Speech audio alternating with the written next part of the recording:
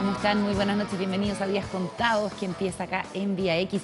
Hoy estaremos comentando el mundo de las funerarias a partir de un informe de la Fiscalía Nacional Económica sobre este mercado, en que se entregan una serie de recomendaciones para hacerlo más competitivo.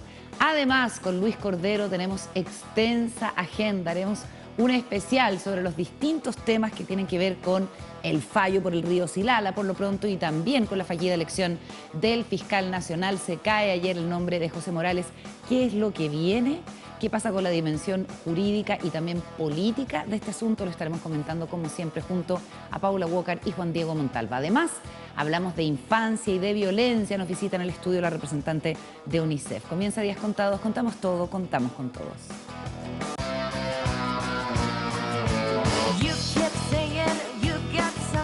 For me, something you call out but confess.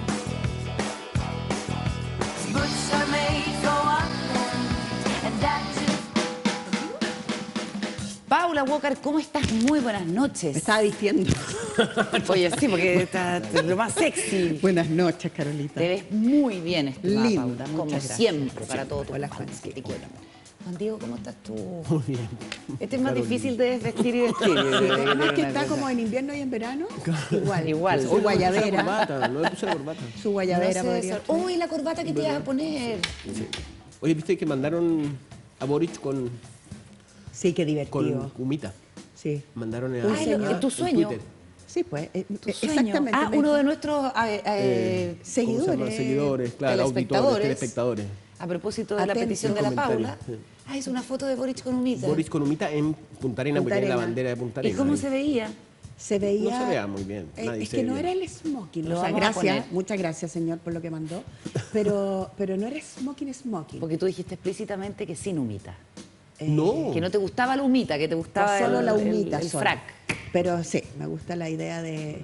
Pero bueno, da lo mismo, se veía Se particular. agradece. Y se agradece que... Sí. Y nosotros Que nos frivolizamos sobre el presidente que hoy día estuvo en la mañana, y ya lo vamos a estar comentando, encabezando junto a los otros representantes de los poderes del Estado la transmisión, o más bien siguiendo la transmisión del juicio por el río Silala. Pero vamos a partir comentando lo que ocurrió ayer muy brevemente, porque lo vamos a desarrollar en extenso con Luis Cordero, como yo decía, que es el rechazo. Solo alcanzó 31 de los 33 votos, no fue tampoco tan significativa la diferencia del nombre de José Morales allá en el Senado, que deja bastante esquila, por lo pronto política. Hay gente que considera que la ministra de Justicia, Marcela Ríos, tiene que renunciar, que hubo un mal manejo desde el principio, que el nombre no era el mejor, que en realidad la prerrogativa del Senado fue perfectamente respetada, digamos, y ejercida, más bien, que están contemplados los mecanismos para un caso como este. Y lo que yo sé desde La Moneda es que lo ven con alivio, de alguna manera, porque tuvieron que proponer un nombre que no era de su entero agrado después de la decisión que tomó la Corte Suprema con esta concentración de votos en solamente 2 candidatos, que obligó al gobierno a decantarse por un nombre que no era su favorito.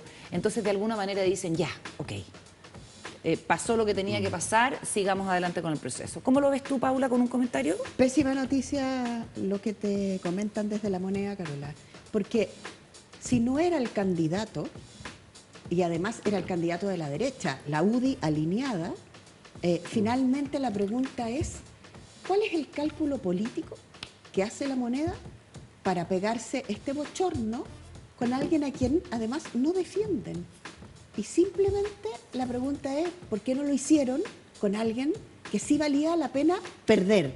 Pero perder como con las botas puestas. Porque lo que querían era lograr un acuerdo transversal y pensaron que este nombre era más rendidor. Pero no lo tenían, pues. No, resultó que no, porque está mucho más difícil de lo que se puede calcular cualquier tipo de decisión como esta. Sí, bueno, lo Diego. vamos a hablar con Luis, pero no, a mí lo que me impresionó fueron los 2 votos socialistas de Fidel Espinosa Sí. y de Alfonso de Urresti.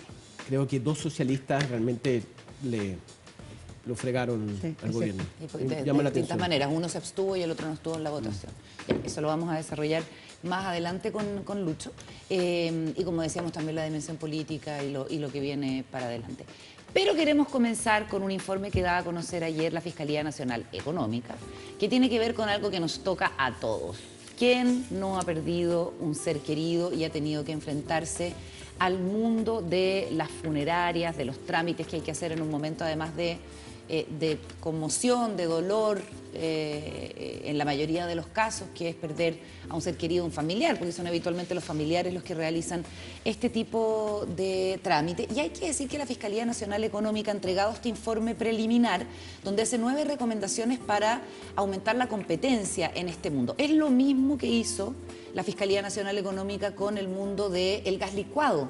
Y a partir de allí se empezaron a discutir, qué sé yo, iniciativas legales para darle más competencia, gas comunal para ayudar a los vecinos. O sea, se producen movimientos con estos informes de la Fiscalía Nacional Económica que tienen esta forma como preliminar, o sea, no acusan directamente que hay, qué sé yo, conductas anticompetitivas o en el peor de los casos colusión, sino que se adelantan un par de pasos para enviarle señales a ciertos mercados que están más bien en la opacidad. ¿Qué es lo que tú destacarías como importante, Paula, ya que nadie está libre de tener que lidiar con el mundo de la funeraria? Sí, yo destacaría de acá, primero, que hay, que en la vida y en la muerte tenemos catálogo de precios.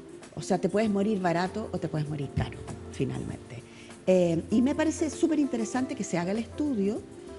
Nos enteramos de cosas increíbles. Yo, por ejemplo, no sabía más o menos cuánto cuesta un funeral y según el informe de la Fiscalía Nacional Económica, el gasto promedio por un funeral completo, lo cual uno nunca sabe si incluye el coro, por ejemplo, o no. Pero en este caso completo... Claro, tienes razón. Sí, Si es que hay coros, si es que hay música, todo eso. Bueno, el gasto es de 2.350.000 pesos. Es una fortuna. Eso si el destino final es una sepultura. Si el destino final es una cremación, baja 200.000 pesos y vale 2.146.000 pesos. Yo realmente encuentro que no puede ser tan caro. Estoy impresionadísima del valor. Bueno, eso es una cosa. Y luego hay otra cosa que es muy sorprendente, y es que hay beneficios que entrega, ya sea si tú eres un pensionado del INP, Sí. te entregan una cantidad Del de... IPS, perdón. IPS, Instituto de Previsión Social. Eso, te entregan 15 UFs, ese es lo que se entrega. Y si eres de las AFP, te entregan lo que se llama la cuota mortuoria. Así es. Pero si uno va a las páginas web y trata de encontrar dónde está esa información, Está escondida. suele no estar muy... Sí, porque no todo el mundo hace uso de esa cuota mortuoria o de esa asignación por muerte, que es un beneficio tanto en el mundo público como en el privado. Tal cual. ¿no? De hecho, según el estudio, el 70% de las personas que tienen que hacer uso, el 49% nunca hace uso de esos beneficios porque nunca sabe que existen esos beneficios. Chuta. Pero lo peor es que hay como una reglín, aparentemente. En la reglín está entre... Usted es beneficiario de no sé qué, aparece como un grupo de personas vestidas de negro. ¿Se acuerdan de la Pantera Rosa? No. No, ¿qué parte de la Pantera Rosa, por Que favor? venía como Los cuervos. Sí, como eran unos señores. Que se llaman negro. los cuervos. Sí, que entonces- son los francesitos sí. bajitos con la gorra Tal así. cual, bueno. Muy bien. Me acordé. ¿Qué haríamos? Sin ¿Qué Carolina. haríamos tú y yo? No, me Sin iluminaste. Me ¿Qué iluminaste haríamos esa tú y imagen. yo? Bueno, y los cuervos, o como los conocen en el ambiente, se muere una persona, generalmente en los hospitales más públicos, y le preguntan inmediatamente, ¿usted es afiliado o afiliada al INP? Sí, bueno, entonces ¿sabe IPS. qué? IPS. Sí, yo soy, no sé qué, bueno, venga para acá, porque nosotros, y le hacemos todo esto. Firme acá y nosotros nos encargamos de todo. Lo que ¿Y la funeraria cobra la cuota Sí. mortuoria? La asignación por muerte. Le hacen una Así es, autorización, así es, claro. la hacen como, es como una especie de... Pero según suponemos que ellos- eso se le descuenta Sí. al deudo. Por cierto, porque no, se le descuenta a esa persona, y además tú tienes la nómina a las personas que van muriendo y dejas de cobrar también pensiones, o sea, Claro, hay ahí un cuento exactamente. como importante. Oye, veamos qué dijo Ricardo Riesco, que es el fiscal nacional económico. Tenemos aquí sus declaraciones. Nuestro estudio demuestra con datos concretos que existe una baja competencia en el mercado por captar a los clientes de servicios funerarios que los consumidores presentan sesgos conductuales que les impiden cotizar y elegir la mejor opción entre servicios equivalentes, y que también existe un gran desconocimiento por parte de la población de los beneficios mortuorios a que tienen derecho, que es exactamente lo que mencionaba la Paula. Y la otra declaración que hace el Fiscal Nacional Económico es que el mercado de funerarias y cementerios obliga a las familias a realizar un gasto ineludible, es decir, no tienes otra alternativa que enterrar a tu pariente, obviamente, y hacerlo a través de la vía legal, no lo puedes inhumar ilegalmente, muchas veces inesperado, en un momento de gran vulnerabilidad emocional y que representa un porcentaje importante de su presupuesto mensual. Ayuda este tipo de informes, entonces, a los consumidores en una situación tan complicada y jodida, ¿no? ¿Qué será sesgos conductuales? Yo creo que tiene que ver con que Con las el momento personas, emocional. claro, actuamos de una determinada manera y muchas veces no queremos ponernos a cotizar, ponte tú. Yo no sé cómo habrá sido en el caso de ustedes, si han perdido familiares cercanos y han tenido que estar en eso. Yo los he perdido a todos. Pero mucha gente prevé este asunto y tiene la posibilidad o de comprar un nicho, de comprar una sepultura. Muchas veces son decisiones que se toman entre las parejas, que ya empiezan a envejecer y hacen ese tipo de previsión, y allí la cuestión es más fácil, pero si te pilla por sorpresa, yo me imagino que no estás como seteado para empezar. A ver, voy a entrar al cotizador de sepulturas, que es algo que sería muy Están práctico que sugiriendo. hubiera. Juan No, Diego. a mí me parece, yo he perdido a todo mi familia. Ha sido terrible. No, perdí a mis padres. ¿Cómo y- dice eso? No es cierto. ¿Ah? No es no cierto. es cierto, no es cierto. No, perdí, no. Eres huérfano solamente. Huérfano, huérfano de los 60. Claro. Hoy día leí una crónica que se llamaba así, Huérfano de los 60. No, no, a mí me tocó por mis padres y por un amigo. Y en el caso de mi amigo fue bastante complejo. Fue como que la funeraria, como que de repente me choreé, así, como que no habían buenas prácticas. Y ¿Por qué? a mí, no, era como, no se preocupe, yo lo hago, Opacidad. nosotros elegimos, Un poquito de la abuso. familia estaba muy mal, entonces era yo y la verdad que no, como aprovecharse de lo mal que está la familia, pero bueno. Y no, pero a mí me parece igual, hay un elemento que quiero destacar que me parece un poco tragicómico leer estas cuestiones, así, los detalles, como decías tú, estos conceptos que utilizan, que son nuevos y que uno no está acostumbrado. Y yo quiero celebrar que la Fiscalía Nacional Económica haga este tipo de investigaciones, porque la verdad que es, ¿me entendés?, sin pudor, ¿no? Como vamos a Sin hablar tabú. sin tabú, claro, vamos a hablar de esto, sería mejor evitarlo. Entonces, y hay una cantidad de sectores que son poco transparentes, que son opacos, para decirlo de alguna manera, y donde realmente se necesita explicación para mantener a la gente alerta. Y yo creo que luego de esta circular o sea, la gente va a estar más atenta a lo que pasa, ¿no? Bueno, y sobre todo que después de la pandemia este tema se instala con mucha más fuerza.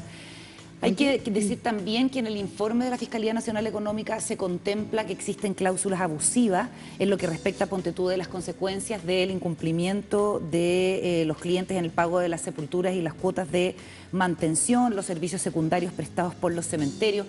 Lo que propone la Fiscalía es que haya un plan preferente que sea asequible para todas las personas. Recordemos que está casi todo empaquetado, lo que tiene que ver con la propia sepultura, con el ataúd, con el nicho, con la cremación, si es que fuera.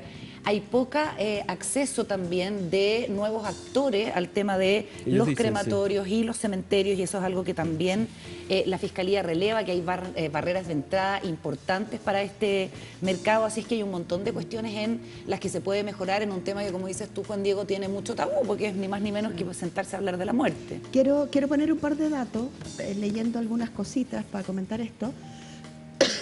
Miren, los cementerios privados y los cementerios municipales. ¿Estamos listos? ¿Ah? Estamos. Espera.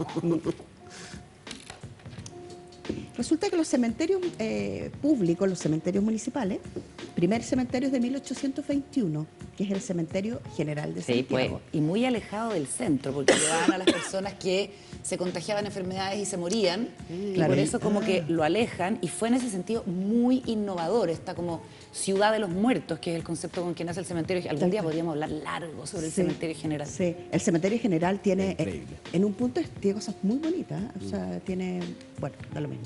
Bernardo Eh, Higgins fue su sí. impulsor. ¿En serio? Sí, pues, Cementerio General 1821, y luego hay cementerio en Temuco, en Valparaíso, bueno, Punta Arena, el cementerio ahí de la... Qué que lindos es son los cementerios. El de bello. Punta Arenas es precioso. Bello. Bueno, en Viña del Mar está el cementerio de Caleta Zapallar. Barca. Ah, bueno, el Zapallar, pero es Sí, privado. muy Bueno, bonito. y lo importante es que el año 82, en 1982, en esta como municipalización de servicios, Ya. se traspasa desde el Servicio Nacional de Salud, a donde pertenecían los cementerios públicos, se traspasa a las municipalidades, que era un dato que yo no tenía en mi cabeza. Se trasplaza el año 82, y hay una serie de problemas con los funcionarios de los cementerios. Que empezaron a depender de la municipalidad. Claro, y entonces hay ahí un desfase también, cosa que no está puesto en este estudio, pero es interesante Claro, de no mirar. dejaron de reconocer los Claro. años de antigüedad, ese tipo de cosas. De que son- antigüedad, de pertenencia, pero mira todo el mundo Que hay en torno a la la muerte. A mí me tocó la muerte de mi papá el año 98, Ujú.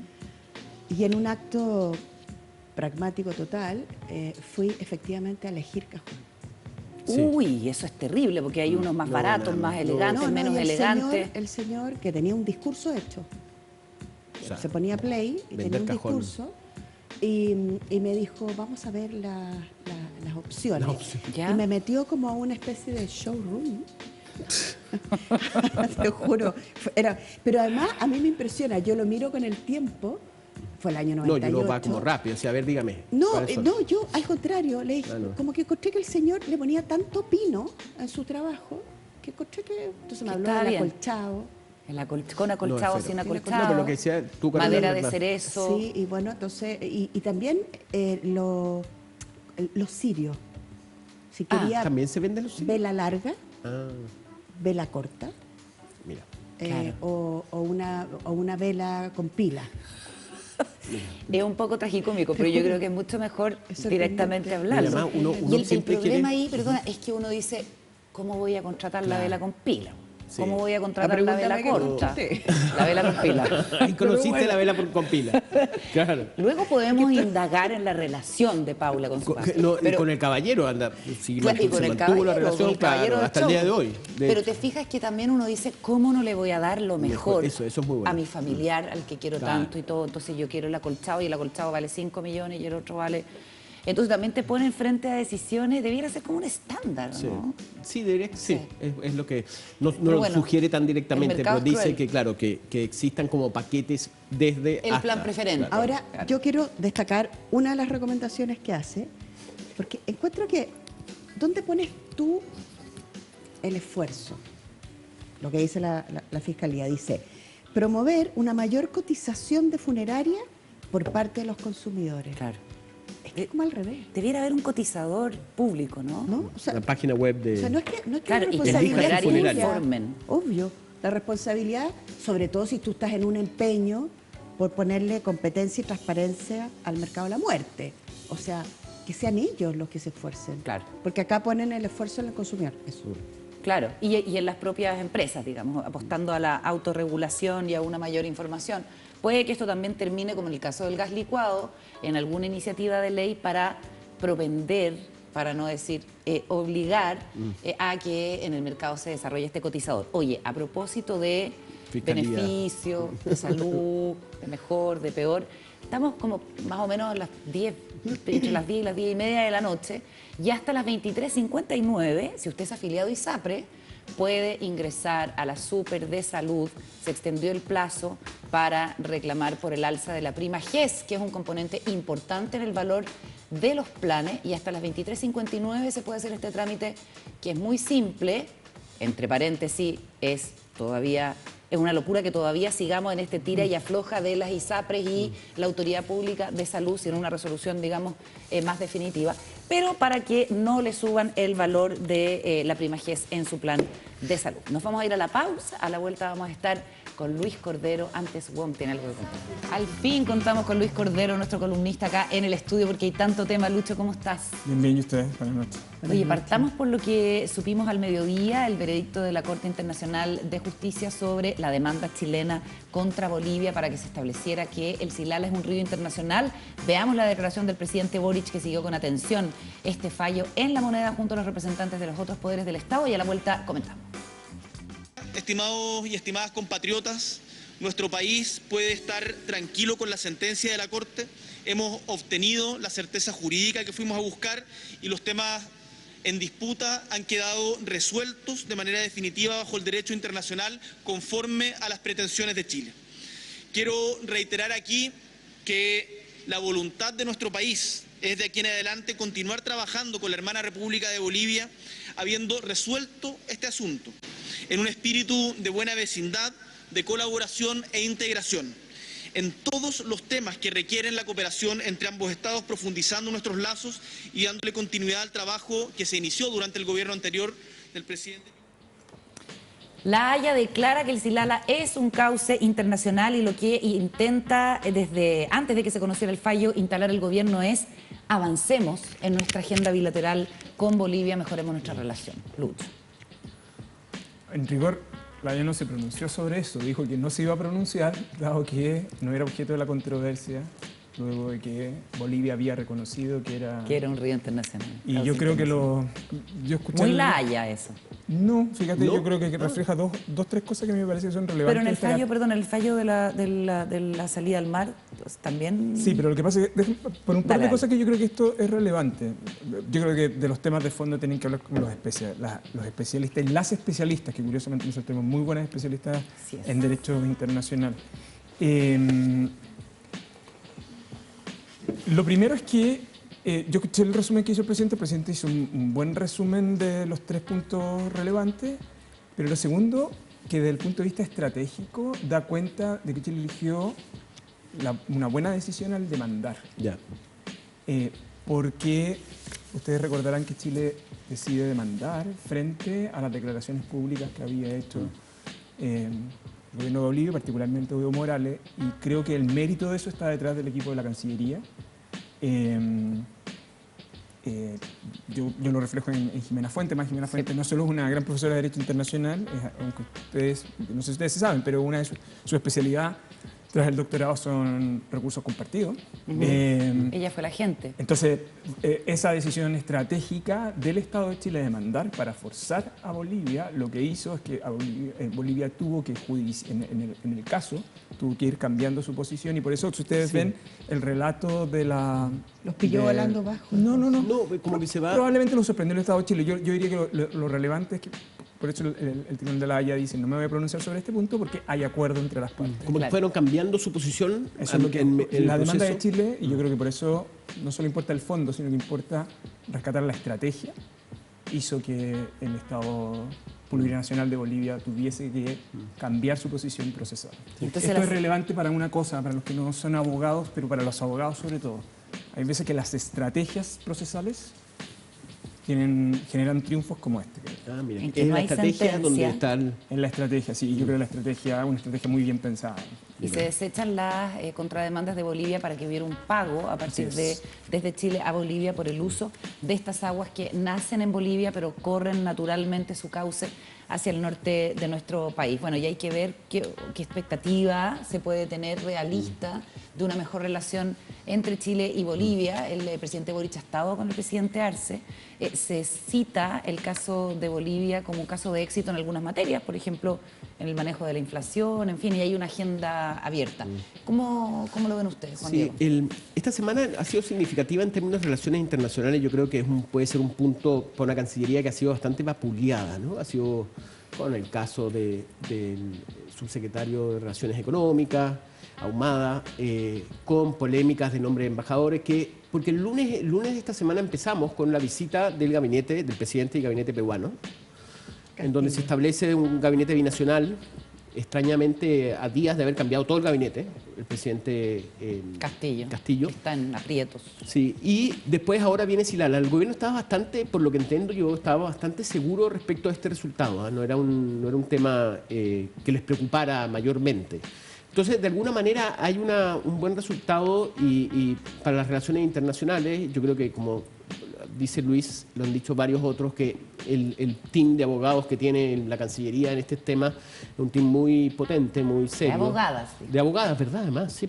Sí. Claro, porque Jimena Fuentes, que fue la gente en el gobierno, que ha sido la gente en la tramitación, es la subsecretaria de Relaciones. Y la señora... Carolina Valdivia, la que fue subsecretaria de la Cancillería en el gobierno de Sebastián Piñera y terminó asumiendo como canciller cuando Andrés Alamán se va, es la gente. Y, en este y momento, también ¿no? estuvo María Teresa Infante, que María Teresa Infante, entonces, no, me Sí, parece esto- es un grupo muy potente, pero además de eso, yo lo que quería agregar es que esa imagen que ustedes muestran es más la consistencia de política de Estado. O sea, cuando uno habla de política de Estado, este es un súper buen ejemplo, estos temas. Sobre Esa todo, fotografía, el relato, el presidente tiene mucho cuidado. Después de en eso. Morales, sobre todo del caso del fiscal José Morales. Del fiscal José Morales. Claro, y en materia internacional había como que se acusaba un viraje en la forma de conducir las relaciones internacionales por parte de este gobierno, que dejaban de ser como un asunto transversal de Estado más allá de los signos de los gobiernos, y esto de alguna manera, como dice Juan Diego, viene a reforzarlo, Paula, ¿o no? Yo quiero destacar que se cierra el capítulo con Bolivia, porque creo que la frontera boliviana para los temas de migración y otros temas sí, verdad. son súper relevantes, y estamos ahí como en una especie de tierra de como que todo el mundo suspendió, ¿no? Sí, Entonces, los bolivianos colaboran poco, parece, en tema de migración con Chile. nada. Y tenemos una frontera que necesitamos trabajar de manera colaborativa. Entonces, yo lo que celebro en esto, efectivamente, por cierto, que las cosas hayan ocurrido de esa forma y que por lo tanto el río internacional siga siendo compartido por ambos países, con lo que significa en el desierto tener un poquito de agua, pero sobre todo que esto pueda reiniciar relaciones del gobierno chileno con el gobierno boliviano, en particular con los temas fronterizos, sobre todo de crimen organizado, que Oye, damos mucho eso. Y es muy importante para las relaciones entre Chile y Bolivia, la realidad política boliviana, con Luis Arce, que es como el ahijado político de Evo Morales, ahora en un franco enfrentamiento con su mentor, con el líder indigenista, expresidente, y eso obviamente favorece, eventualmente uno podría pensar, las pretensiones de Chile de tener una relación diplomática más fluida, considerando que Evo apenas se instaló, lo que hizo fue instalar el tema de la salida al mar como una cuestión central para su propia popularidad interna, y lo que generó fuertes fricciones con las autoridades chilenas. Recordemos cómo parte esta controversia por el Silala de manera pública con las declaraciones que en su momento hicieron Evo Morales y el entonces canciller Heraldo Muñoz.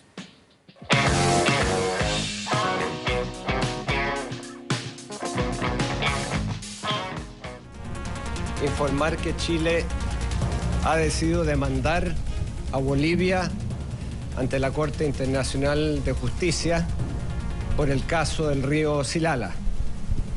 Concretamente por instrucción de la Presidenta de la República, a esta misma hora en La Haya, la directora de Fronteras y Límites de la Cancillería, la señora Jimena Fuentes, ha hecho entrega al secretario de la Corte la solicitud de la demanda chilena.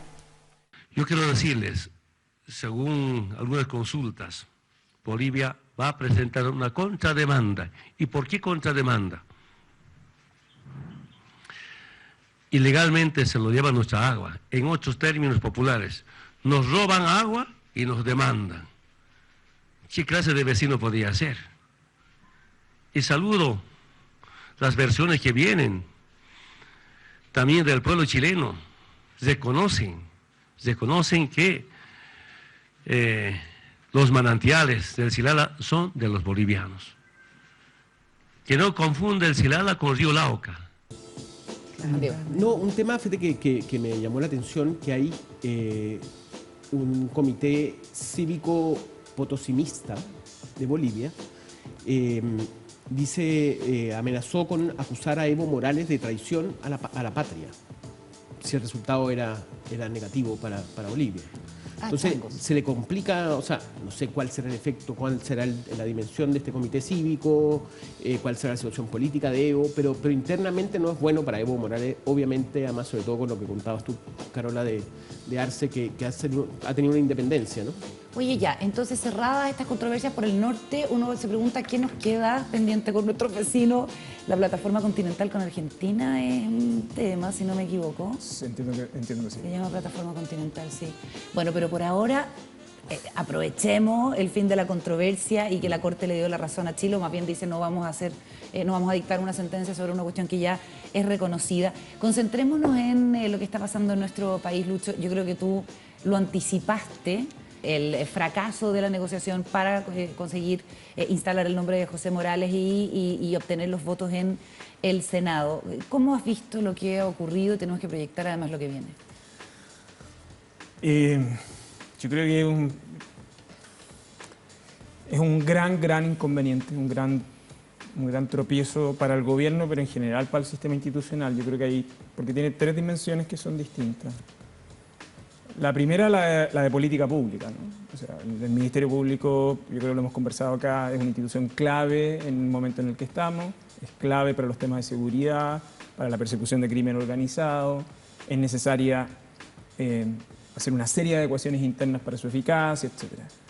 Y no tener fiscal nacional ahora, lo que va a hacer, lo que suele suceder en instituciones que dilatan sus autoridades superiores, que lo va a mantener probablemente en una cierta inercia y en una confusión, ¿no? Y eso creo que no es bueno ni para el Ministerio Público, ni para la agenda de seguridad del gobierno y de la política en seguridad. ¿Quién está subrogando? El fiscal Campos, ¿o no? No el fiscal Campos. Yo olvidé su nombre ahora, pero fue uno de los postulantes. Lo vamos a chequear quién está a cargo de la Fiscalía Nacional. ¿Dónde está el piloto? Hay un piloto, se supone. Sí, pero lo que pasa es que cuando eres subrogante, tú no puedes tomar decisiones estructurales. Claro. ¿no? Lo segundo que yo creo que es, el segundo impacto tiene que ver con el costo que paga el Ejecutivo de una medida que en algún sentido no tenía por qué pagar en el fondo, ¿no? Primero porque se conforma una quina donde mayoritariamente hay personas que no estaban dentro de aquellas que uno podía suponer que eran de interés del Ejecutivo. Perdona, me dicen que el fiscal Meléndez es el que está subrogando. Sí. Y eso genera una posición que es bien inconfortable para el Ejecutivo, y el Ejecutivo toma la decisión de elegir sondear en el Senado, eso es lo que sucedió, sondear en el Senado cuál era de los candidatos que estaban ahí el que probablemente podía reunir mayor cantidad de adhesiones. Ese número se fue reduciendo según las conversaciones y se llega al nombre del fiscal Morales, y la razón de su presentación es estrictamente pragmática para el gobierno. Y esos supuestos apoyos eran transversales, esos apoyos aparecieron en la prensa, ya no solo eran de los senadores, también de los abogados. Yo creo que ahí hay un problema, pero lo podemos ver un poco más detenidamente si quieren. Y ese segundo aspecto lo que provoca es que comienza a diluir. A fines de la semana pasada, a principios de esta, los acuerdos eran muy frágiles y era probable que sucediera, y lo que era una solución pragmática para el gobierno se transforma en un pasivo para el presidente, en un tema que yo creo que no tenía por qué transformarse en un pasivo en esos términos. Sí, te puedo apuntar Paula, algunas cosas. sí. Como Claves. O sea, no sé si claves, pero a mí me parece que son como medias evidentes. Yo creo que lo más evidente es que el presidente no quería ese nombre. Algo que antes era pragmático, porque uno decía, bueno, el presidente tomó una decisión pragmática para sacarse este cacho rápido de encima, por todo lo que significa. Sí, porque el crimen organizado, porque para qué vamos a seguir desgastando el capital político de un gobierno que en este momento está en una situación más o menos frágil. Y entonces convencen al presidente, un hombre de principio. ¿O se convence el presidente? Y el presidente se deja convencer, a pesar de que no le gusta el nombre. Y esto queda súper reflejado cuando le preguntan a la ministra de Justicia, le preguntan, ¿qué es lo bueno de este candidato? En la audiencia pública. En la audiencia pública. Eso es muy Yo impresionante. no puedo Cuéntalo, creer. cuéntalo, Paula. Álvaro Elizalde le pregunta. Sí. Imagínate, Sí. además le regala la pregunta. Claro, Le se la regala, regala. es como, Ahora, a ver, ¿qué gobierno es una propone pregunta de este estilo nombre? para lucir. claro. Exactamente. O sea, te A la ponen Marcela así Ríos, como, la ¿qué ministra hace de Justicia. usted? ¿No? ¿A qué se dedica? Le puso la pelota. Claro. Y la ministra de Justicia dice, bueno, yo le quiero recordar que eso es una prerrogativa del presidente de la República. Y no del Ministerio El de nombramiento fue del presidente y no del Ministerio Claro. de Justicia. No, y no explica No cuáles son los lo fundamentos puedo para creer. haberlo presentado. Yo realmente, yo no sé cómo lo ves tú, porque todos tenemos que comer sapos cuando participamos en distintos lugares. Y de repente uno tiene que hacer como que la decisión era y agarra el cuaderno y dice, voy a decir 3 cosas extraordinarias, Tú más o eres la menos. representante del presidente. O sea, Porque además no juego sola, exacto. juego porque represento un gobierno. Yo realmente encuentro que son esas como situaciones increíbles. No sé cómo lo Sí. ven ustedes, pero es como... Llamar al senador Elizalde, que no se caracteriza por ser una persona especialmente disruptiva, por el contrario, diría yo. que Contrario. es una Podría persona haber sido- bastante... Está oficialista. Eso. Y Pero creo ni que, perdón ni olvido con Elizalde. Elizalde es así. Y prudente, claro, pero ¿En él qué responde... sentido? No, pero él inmediatamente, perdón. inmediatamente lo que él dice no respondió la pregunta. Claro, no es satisfactoria su respuesta. una Claro, cosa entonces, lo que pasa es que eso tiene el tercer factor que de estos tres, ¿no? El de política pública, el cómo se transforma en un pasivo para el gobierno, y el tercero tiene que ver con una cuestión, y es que tenemos un Congreso, que antes creíamos que era esencialmente la Cámara de Diputados, ¿no? Pero el Senado hoy día es un buen reflejo de eso, que es una notificación respecto del cual es muy difícil de gestionar acuerdos. Si ustedes ven las declaraciones hoy día del senador Insulza, es eso brutal, es, sí. por una razón súper simple. ¿Qué dice Insulza, Por Lucho? Insulza lo que dice es, como él es jefe de bancada Sí.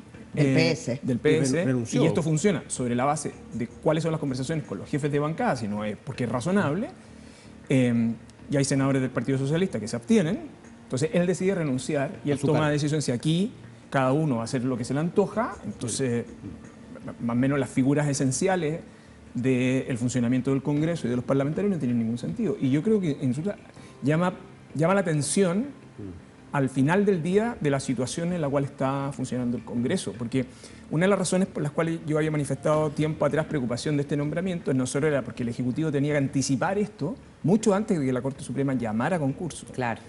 sino que además, una vez ya con esa quina, el Ejecutivo tenía que lograr un tránsito relativamente razonable, porque tiene que pensar en las 5 negociaciones que tiene el próximo año con el Senado respecto a nombramientos que requieren de acuerdo con la Comisión de Constitución. Tres ministros de la Corte Suprema, Y Contralor.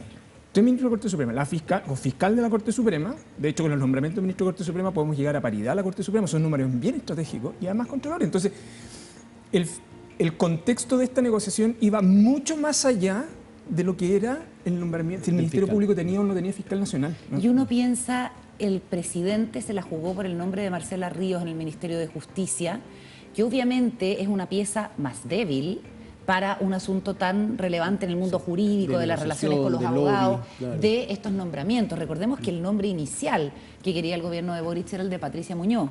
Quién sabe si cuando termine el periodo de Patricia Muñoz como defensora quizás se pueda producir allí un cambio, si es que Marcela Ríos no deja su cargo antes. Recordemos que Marcela Ríos además desarrolló una relación un poquito tensa con los senadores oficialistas de la Comisión de Constitución, donde ella tenía que hacer, que es una pieza clave, muy importante, Alfonso Durresti y Pedro Araya. Uno es independiente PPD y el otro es socialista. No estuvo Alfonso Durresti, se ausentó por viaje de la votación. Le cobran las ministras Uriarte, Toá y Ríos la ausencia a los senadores oficialistas que no pidieron permiso constitucional porque allí baja el quórum y la votación quizás Habría hubiese sido sido más favorable para el gobierno. Los otros dicen, hoy día lo decía Álvaro Elizalde, presidente del Senado, esto es una prerrogativa que tenemos los senadores y las senadoras. No es necesario, si el viaje es más corto de 30 días, pedir el permiso constitucional, algo que sí hizo, por ejemplo, Yasna Proboste, pero en el fondo señales políticas en el oficialismo van y vienen. Y esta animadversión o problemas con Marcela Ríos por parte de los senadores del oficialismo viene de julio, cuando ella en una entrevista en La Segunda habla de que el trato con los senadores un poco, Brusco. qué sé yo, asustados por lo que se sí. estaba Dice debatiendo brusco. en la convención, Descortés y dice brusco. que hay descortesía y brusquedad muchas veces con las ministras, una cuestión que Pedro Araya le dijo, o sea, o individualiza o se retracta. Y ahí la cuestión quedó rota. Bueno, y lo otro que se notó ayer también, para que veamos, es el momento en que la ministra Ríos hace uso de la palabra, muy brevemente, después de que cae José Morales, y a continuación Carolina Toá toma el micrófono, porque es bastante contrastante, y esto puede ser muy ingrato e incluso injusto para una mujer de una trayectoria solvente, como es Marcela Ríos, que es socióloga, que no es abogada, pero así es la realidad. Veamos cuando la ministra Toá habla después de producido este fracaso para el gobierno. Y cuando el presidente tomó la decisión de qué persona nominar, lo hizo habiendo escuchado las opiniones de los distintos senadores y senadoras de las diferentes bancadas, pero teniendo como único norte cuál es la persona más apropiada para encabezar la institución a cargo de la persecución penal. Y pese a que hoy día su propuesta haya sido rechazada, cuando la Corte Suprema elabore una nueva quina y haya que volver a definir un nombre para proponerle al Senado, el criterio va a seguir siendo buscar a la persona más apropiada para encabezar la persecución penal en nuestro país. El presidente de la República es el que tiene siempre, por supuesto, a disposición todos nuestros cargos, y él es el que tiene que evaluar este proceso. Ahora queremos decirle que nosotros estábamos en un proceso para intentar presentar esta propuesta, y eso es lo que hemos hecho. Era decisión del Senado aprobarla o no. Paula Boca. No, solo quería decir que hay unas fotos que circulan de las ministras en el momento en que se empieza a desarrollar esta votación. Pero me soplan de la moneda que hay tres ministras. Mira la producción maravillosa. Bueno, Power igual la foto. La foto es maravillosa porque además me gusta Están afligidas mucho. las tres, pero bueno. Pero hay otras tres que en realidad tenían otro candidato, que eran la ministra Vallejo, la ministra Jara y la ministra Orellana. Tenían otro candidato que no era Morales. Y que no era Ángel Valencia, supongo, tampoco. No, de hecho, dicen que Valencia, el problema de Valencia es insalvable en ese sentido. Por haber sido parte de la defensa de un juez acusado de abuso sexual. Exacto. Y entonces el candidato era, en ese momento, Carlos Palma. Ah, era Carlos Palma, yo vi que era Herrera, la mujer. No, Carlos Palma. Entonces, claro, este es el momento en que todos son generales después de la guerra, ¿no? Sí, pero yo creo que hay mucha especulación en eso, en el fondo, ¿no? Sí. Primero porque la conclusión razonable y lógica es que el gobierno eligiera el nombre respecto del cual en las conversaciones previas había una mayor cantidad de votos para eso. Otra cosa es que en el camino algunos senadores se hubiesen desprendido ese compromiso por distintos tipos de razones que cada uno... Se supieron cosas. Claro, pero la pregunta es cuánto está influyendo también un ambiente donde... fíjate lo que pasa con rechazar el nombre de Morales, más allá de que Morales al final del día no hay ninguna razón para sostener que tenía una afinidad con el gobierno, por el contrario, más bien con la oposición. Pero fíjate que lo que puede terminar por pasar, que yo creo que es una de las consecuencias más del panorama más global, es que terminemos concluyendo que cualquier propuesta del presidente al Congreso, en este caso al Senado, en el caso de un nombramiento, es una manera de infligir una derrota al gobierno. Sí. En el fondo, ¿no? Y si entramos en esa dinámica, es una dinámica extremadamente perversa porque da lo mismo el nombre, eso es muy tóxica. Y por eso yo llamo la atención de la situación del Senado. Si esto requiriera acuerdo de la Cámara de Diputados, con respeto a los diputados y las diputadas, probablemente ya daríamos por sentado que cualquiera fuese el nombre iba a rebotar 2 o 3 veces en el fondo, ¿no? Pero el Senado hasta ahora había dado signos de más que de madurez, la lógica de que hay cierta estabilidad que es razonable para la propia lógica de funcionamiento del Senado. Y yo creo que lo que pasó en la votación del caso Morales, más allá de que hay aspectos que se conjugan con el candidato, con la manera, no olviden que la bancada de Renovación Nacional además también se dividió. Sí. O sea, lo que quiero decir es que aquí Galilea fue durísimo. Galilea fue brutal. El tema basura. Brutal. Pero yo lo que quiero decir es que una es la fotografía del gobierno, es cierto. Otra cosa distinta es lo que sucede en el Senado en términos transversales. Y yo tengo la impresión que en un ambiente así, cualquiera hubiese sido el nombre, hubiera rebotado. Hubiera generado algún tipo de controversia. Lucho, Recordemos que el candidato José Morales habló cuando le preguntaron por el caso Cascadas de que él había sido apartado por Sabas Chaguán en algo que a él le parecía injusto. Quizá fue poco estratégico Morales al involucrar a alguien que, ni tonto ni perezoso, no se queda callado y emite la siguiente declaración y deja, para decirlo en buen chileno, como chaleco de mono a José Morales, porque dice básicamente no cumplió con los estándares de las investigaciones que yo les asignaba. ¿Cuánto crees tú que influye en el clima de opinión pública y en las decisiones de los senadores y las senadoras una declaración como esta, una entrevista como esta, un artículo como el de CIPER que actualiza un reporteo sobre el caso Basuras que había hecho y que le ha hecho seguimiento durante mucho tiempo y que deja muy mal a Morales? A ver, yo creo que de todos los antecedentes, en algún momento nosotros conversamos acá, de un candidato de externo que uno mira, ¿cuántos conflictos de interés tiene? De un candidato interno que mira sus trayectorias como desempeño, eso para cualquier cargo. ¿Y cómo se hubiese desempeñado él en los casos que llevó a cabo bajo su responsabilidad? Era evidente que iba a existir un escrutinio, ¿no? Pero lo que no se podía suceder, que yo creo que ahí el candidato Morales, el fiscal Morales cometió un error muy grande. Que es una regla, los litigantes suelen explicarlo así, ¿no? No formules una pregunta en condiciones abiertas, ¿sabes? Porque si no tienes manejo de la forma en que te van a responder. Él lo que hace es algo similar.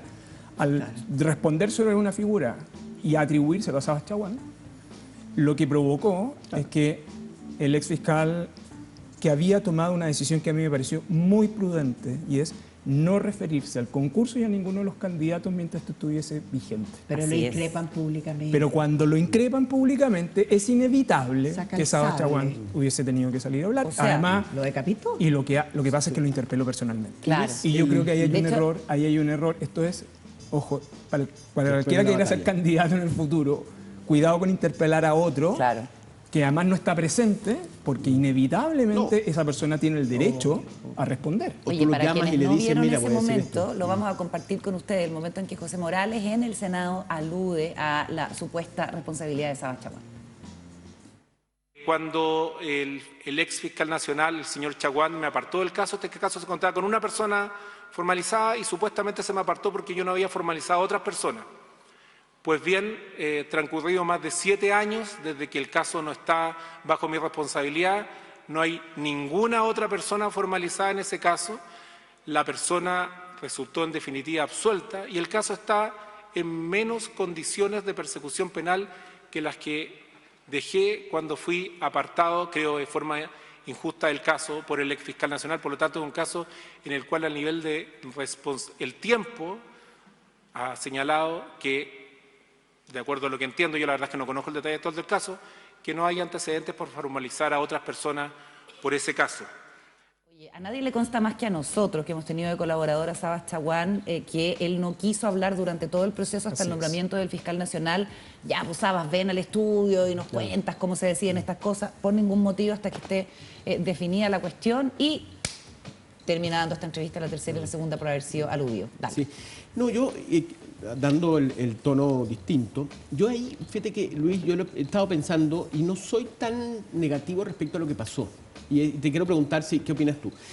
Yo creo que indudablemente fueron apareciendo antecedentes. Se habló de guerra sucia, de datos que la verdad no eran relevantes y que eran discutibles, pero era una pelea entre los candidatos que querían ser, filtraciones a prensa, maldades, ¿me entendéis? Como que era poco fino como proceso, ¿no? Sin embargo, Fede, yo creo que dado el bochorno que fue el caso de Abbott, del fiscal nacional Abbott, el anterior a Morales, que supuestamente iba a ser, el bochorno del proceso. Claro, mostrando el proceso. Sí, yo creo que se ha sabido muchos detalles, ¿me entendís? Por ejemplo, cuando Chaguán va y lo interpela y le dice, mire, ¿sabe que usted no diga que fue injusto que lo sacara, porque fue esto y esto? No sé, siempre publica otras cosas. Se habló mucho, bueno, a mí me parece que el rol de ¿cómo se llama?, del rehén Galilea fue muy importante porque lo interpeló muy duro. ¿Sí? Y él el que toca el tema de sus resoluciones y su performance, su Sí. actuación. O sea, tú dices, se le ha puesto más foco, ha habido más interés y eso lo hace más transparente. Yo creo que en dado lo que pasó con Abbott, ahora lo que viene justamente es como, esto es, abrámoslo todo, contémoslo todo. Y en ese sentido no me parece tan malo que Juan Pero Morales. yo comparto contigo, yo creo que no es negativo, entre otras porque si tú eres candidato a un cargo en que además tú vienes de la carrera funcionaria, es evidente que tu evaluación va a ser sobre tu trayectoria, el desempeño de tus casos en el fondo, ¿no? Pretender que eso no sea así. No, yo estoy de acuerdo contigo. Lo que me parece, como también me parece correcto que el Ejecutivo hubiese sondeado a los senadores con anterioridad, esto de traspasar hoy día los costos al equipo de ministras, que es un poco la fotografía que se muestra hoy día. A mí me parece en algún sentido también ¿razonable? Improcedente, no, porque en el fondo tú... Por eso yo destaco la declaración del senador Insulza hoy día, porque el senador Insulza cuando hoy día dice, mire, sabes, si aquí cada uno se va a mandar solo, yo mejor, es que yo entiendo entonces que había un compromiso con los jefes de bancada, tú podrás tener la opinión con el candidato del que quieras. Pero yo creo que ningún gobierno, ninguno, desea tener una propuesta en el Congreso que va a ser rechazada, porque siempre se transforma en un pasivo. Y para este gobierno lo que menos quiere es un pasivo. Otro punto político y recordar quiénes y cómo votaron. Y el punto político es que qué curiosidad más grande que para elegir al fiscal nacional la UDI y el Partido Comunista voten igual. O sea, todos voten a favor. Claro, todos los votos de la UDI estuvieron con Morales, todos los votos, que son 2, del Partido Comunista estuvieron con Morales. Claro. Solo que el Partido Comunista votó así. Sí, pero alineado. Pero no súper como el alineado, Partido Socialista. efectivamente, súper alineado cuando les dijeron por qué están votando, es porque somos leales a lo que el presidente de la propuesta del República presidente ha propuesto, entendiendo que este es un tema que hay que darle gobernabilidad y resolverlo. ¿Quiénes no lo hicieron? 2 personas del Partido Socialista, por 2 motivos distintos.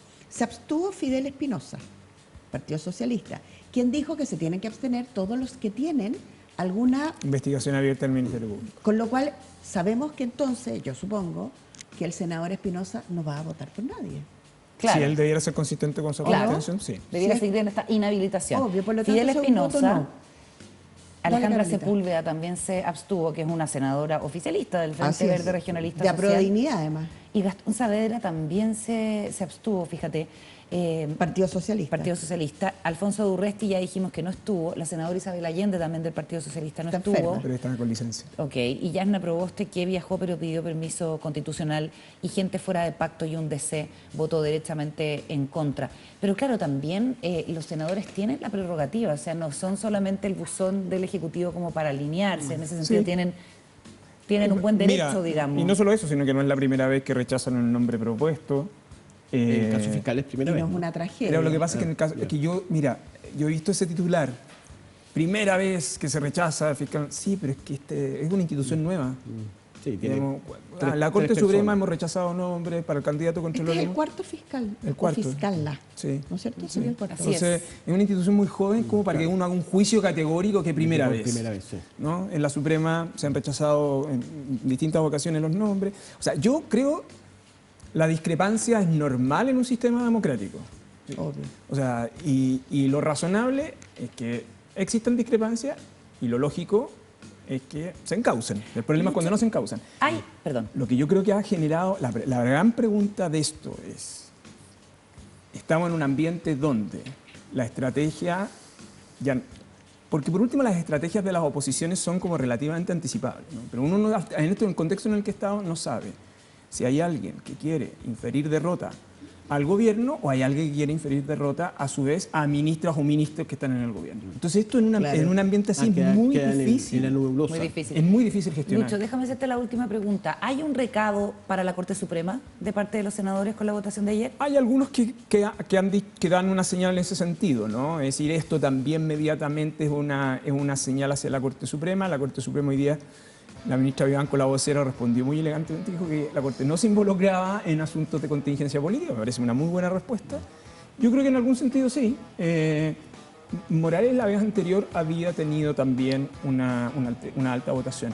Yo solo quiero agregar una cosa que es algo que a mí me... Mucho se compara los procesos de nombramiento con lo que sucede, por ejemplo, en el típico caso en Estados Unidos, ¿no? Ya. Pero en Estados Unidos, y al igual que en Reino Unido, la sociedad civil asociada al derecho es muy activa. Es decir, la barra o el colegio de abogados, las facultades de derecho, todos tienen opinión de los candidatos. De hecho, se realizan evaluaciones y hacen unos informes que dicen recomendable y no recomendable.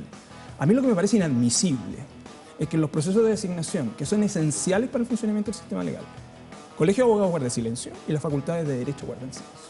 No digo que tengan que calificar o no calificar a un candidato, pero a mí me parece que cuando se están eligiendo instituciones de esas características, la sociedad civil cumple un rol muy relevante. O sea, esto no es un problema... Pero que tendría que calificarlos. No, está bien, pero si tú quieres compararte con lo que pasa con los procesos que suceden en otras partes del mundo, en esas otras partes del mundo que tú admiras como procesos intensos, de alto escrutinio, la sociedad civil se involucra. Y acá no. Entonces, ¿Colegio de abogados sí? Y facultades de Derecho. Abogados y abogadas. Y facultades de Derecho. Y derechas. No desnaturalicemos no digo la derecha, digo por la denominación. Claro, el término. Lucho, muchísimas gracias. No, por favor. Un gusto como siempre tenerte. Hasta la próxima. Gracias. Pausa y ya seguimos con más. De regreso en esta última parte del programa vamos a hablar de infancia en sus distintas dimensiones con Candy Fabio, que es la oficial de protección de UNICEF, 17 años en esa institución. ¿Cómo estás, Candy? Bienvenida. Hola, muchas gracias, buenas noches. Y llegaron con regalos porque si hay algo tradicional en el mundo de las ONG y de las instituciones de la sociedad civil es el calendario de UNICEF, Paula, que tú conoces bien porque también trabajaste en calendario UNICEF. que es maravilloso porque además permite planificar, pero miren, si es que alcanzamos, miren un disfraz de los superhéroes de este año y miren qué bonito. La vacuna. El Pedro Prado, a quien yo conozco hace muchos años, es el ilustrador histórico de este material que tiene ¿cuánto tiempo, Candy? 26. Partieron en el 96. 20. Imagínate, ¿no? 26 años. De 6 años. Genial. 26. Y hemos estado hablando, siempre nos importa lo que le pasa a los niños, a las niñas, Candy, pero en el último tiempo hemos estado hablando sobre todo de los efectos que ha tenido en este grupo la pandemia, ¿cierto? Y también la especial preocupación por las manifestaciones de violencia que sufren o que ejecutan. ¿Cuál dirías tú que es para UNICEF el tema más urgente en materia de infancia?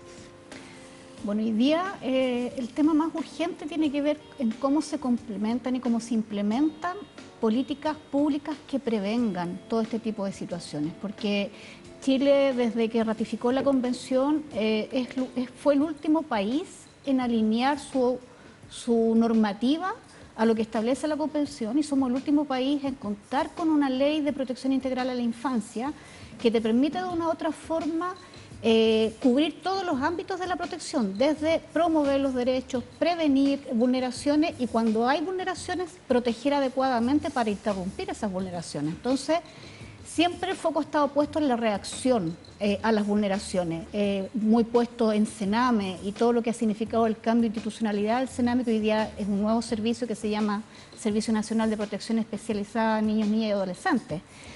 Sin embargo, todo lo que tiene que ver con la implementación de la ley de garantía es tan profundo el daño que hay para llegar antes que implementarla requiere un proceso sistemático, continuo, donde las políticas estén en los territorios, donde los niños sean visibles, donde exista información de ellos unificada, desde educación, desde salud, principalmente, porque es ahí donde los niños se desenvuelven, los más pequeños están en los controles sanos y hay información rica para detectar, por ejemplo, violencia en el contexto familiar y en educación desde kinder en adelante o educación inicial en el jardín infantil. Entonces, implementar políticas que prevengan vulneraciones y que trabajen con las familias, por ejemplo, cuando estas vulneraciones ocurren al interior o en el contexto de la familia. Ayer fue la presentación del informe anual de la labor de la Defensoría de la Niñez. Escuchemos uno de los énfasis que pone la Defensora Nacional, Patricia Muñoz. La utilización de elementos cortantes por parte de niños en un contexto en el que procuran, a propósito del comportamiento de un adulto, evitar una situación de fiscalización, Esto lo que hace es un reflejo de lo que hemos sostenido permanentemente. Acá la responsabilidad de los adultos de proteger a los niños es esencial y por lo tanto situaciones como estas no son admisibles y además representan una manifiesta vulneración a los derechos, razón por la cual no solo denunciaremos estos antecedentes al Tribunal de Familia, de manera que adopte las medidas que corresponden desde esa perspectiva, sino que esto configura también al menos el delito de maltrato relevante o trato degradante que está establecido en nuestra legislación penal y por eso también remitiremos la denuncia al Ministerio Público y esperamos que esa investigación también sea lo suficientemente acuciosa y que de una vez por todas los adultos que cometen este tipo de comportamientos tengan las sanciones necesarias para que se entienda que esto no es un juego, que exponer a niños y niñas a vulneraciones de derechos y a situaciones que implican la comisión de delitos no es algo que vamos a tolerar como sociedad. Buenas noches, Candy. Efectivamente, hay al menos una seguidilla de 20 años desde que UNICEF viene investigando de manera bien pionera lo que ha sido lo que es la violencia que se ejerce en las familias, en las escuelas, contra los niños y las niñas. Aquí, por ejemplo, estamos viendo también, lamentablemente, niños amenazando con cuchillos en el centro de Santiago y la detención de los padres como adultos responsables. Se vive un ambiente de violencia, los niños crecen en ambientes de violencia, las niñas, y luego cuando son un poquito más grandes hacen más o menos lo que aprendieron. Es decir, se relacionan de manera violenta.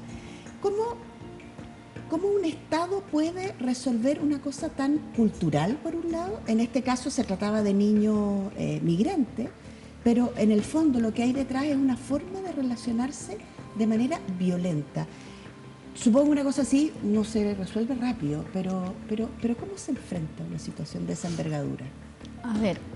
Perdona, solo un detalle. La defensora dijo en su informe de este tercer o cuarto año ya que el 62% de los niños y las niñas sufren de distintos tipos de violencia en el país.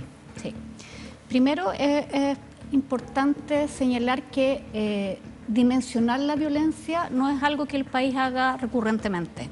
Dimensionar la violencia a la cual se exponen los niños es un dato importante porque para abordarla integralmente tú necesitas datos certeros, de información certera de la situación de los niños, de la situación de su familia y de cómo los niños se movilizan en distintos contextos donde también sufren violencia. Efectivamente, la cifra que entrega la defensora puede ser de la encuesta longitudinal de primera infancia, que la última es del 2017, donde los padres son los consultados, dicen papá o mamá o el adulto que está a cargo del cuidado de ese niño o niña entre 5 y 12 años, ellos dicen ejercer violencia.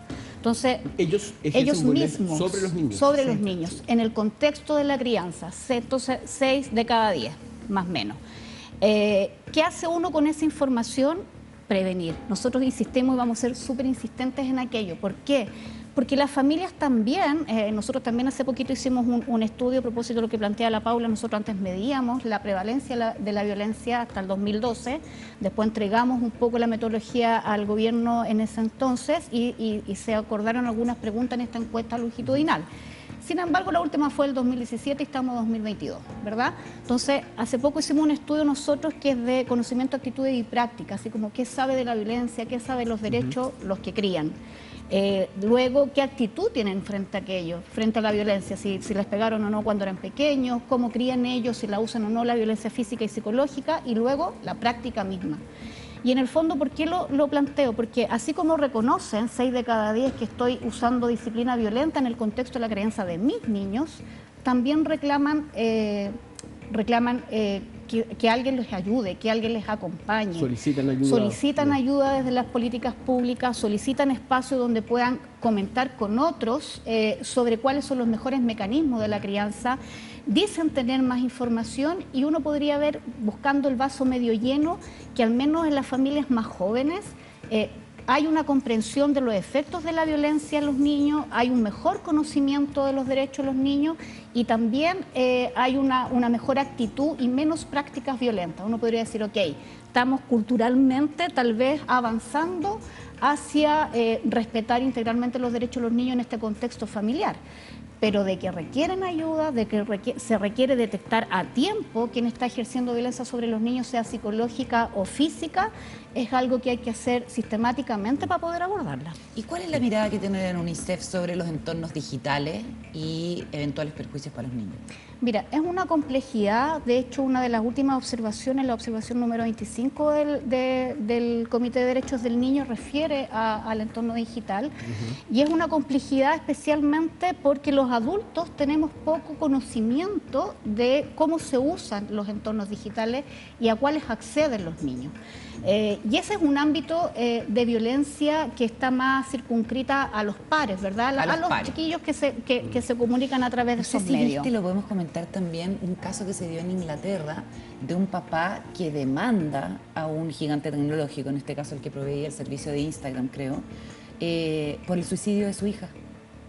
Y la corte lo acoge, porque dice que efectivamente hay tendencias o prácticas en las redes sociales. O pocos mecanismos para prevenir que el uso de las redes sociales sea tan fácil para violentarse entre pares o adultos que también ejercen mucho abuso de niños a través de las redes sociales. Y porque el algoritmo y la programación de estas redes eventualmente incide en que un malestar psicológico significativo pueda crecer al punto de generar un suicidio. Hay que ver, o sea, es un debate abierto en ese sentido, ¿no? Sí.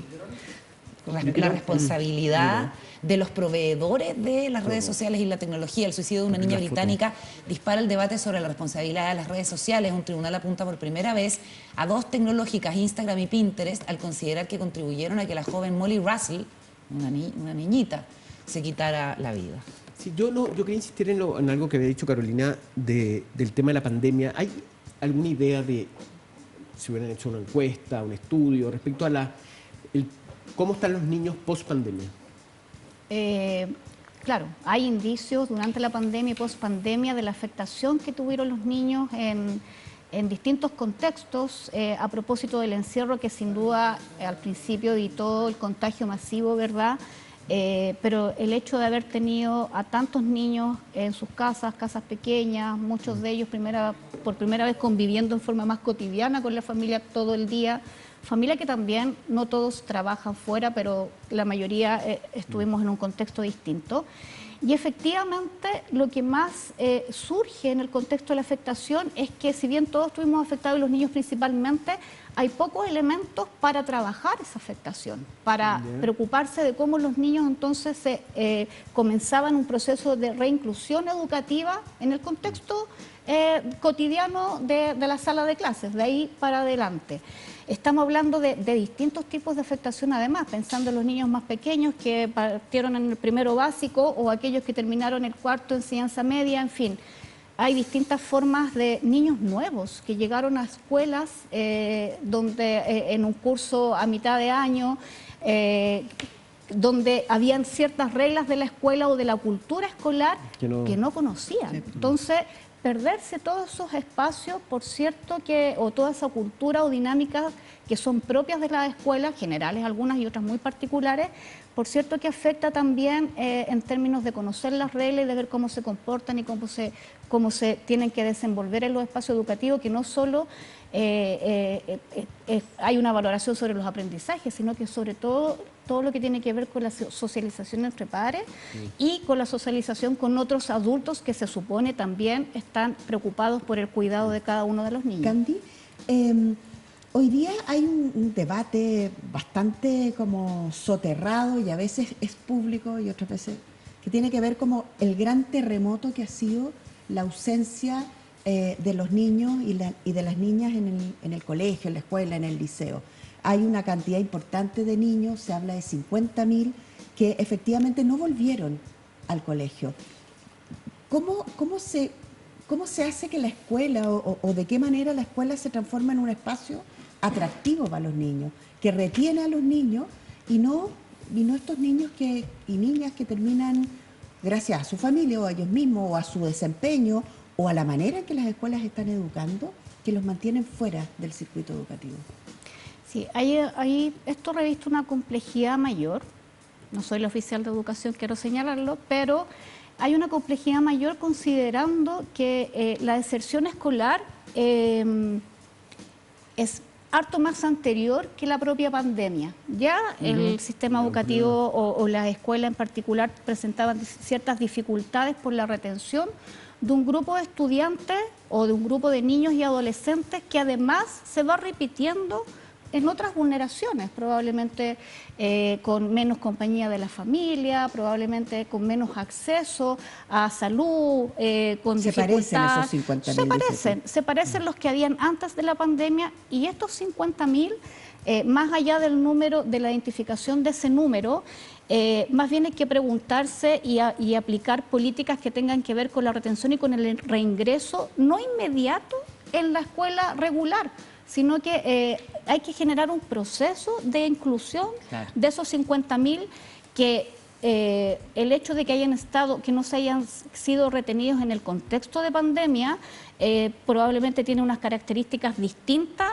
a los niños que el sistema va dejando fuera del sistema educativo. Se habla de deserción, pero en el fondo es también es la exclusión que el propio sistema entrega. Entonces, no es que el niño agarre sus cositas y se así vaya al es. colegio. Hay una serie de mecanismos que se tienen que implementar en términos de política, que tiene que ver con el reingreso de los niños y adolescentes, que tiene que ver no solo con recuperar aprendizaje, sino que también cómo esa comunidad se hace cargo de reingresarlos, retenerlos y trabajar con su familia también para que hagan este apoyo complementario. En el caso de la UNICEF existe, no sé si le corresponde a la UNICEF hacer eso, pero manuales que ayuden a los padres a ese tipo de situaciones, cómo ayudar a reincorporar al niño al colegio, cómo enfrentar, la importancia de la escuela, cómo enfrentar el post-pandemia. ¿Existen o ustedes u otra organización que tenga, los padres puedan acceder a manuales? Nosotros en el contexto de pandemia, el área de educación de UNICEF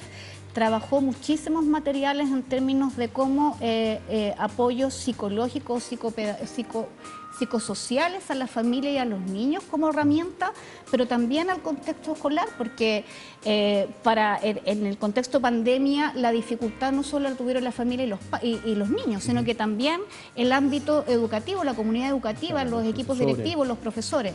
Sí, hubo harto material circulando, no solo de UNICEF. En su página, pueden acceder en su página a ese material. Sí, y que está más vinculado a los temas de contención socioemocional respecto de los efectos de este proceso que vivimos todos durante 2 años, 2 largos años. Otra de los datos que entrega la Defensora de la Niñez ayer es que hay 25.000 menores de edad en listas de espera para atención mental, de salud mental. ¿Cómo ven desde UNICEF este asunto? Bueno, las listas de espera no solo son respecto a la salud mental, y es una complejidad que el país hoy día tiene, y yo lo he dicho en varios contextos de entrevistas. Primero, junto con cuando yo les planteaba al inicio de esta entrevista la necesidad de implementar el sistema de garantía para tener política de los territorios y prevenir vulneraciones, tiene que ver con precisamente que los niños puedan acceder de forma sistemática a salud, a educación, que sus familias tengan apoyo económico, de vivienda, protección social, etcétera, etcétera. Trabajo decente, una serie de factores que hacen que la familia esté en mejores condiciones para los contextos de crianza. Las listas de espera es cuando ya el sistema ha llegado demasiado tarde, se ha detectado tarde y por lo tanto vas acumulando situaciones que agudizan distintas problemáticas que los niños deben o pueden presentar en el contexto de su desarrollo.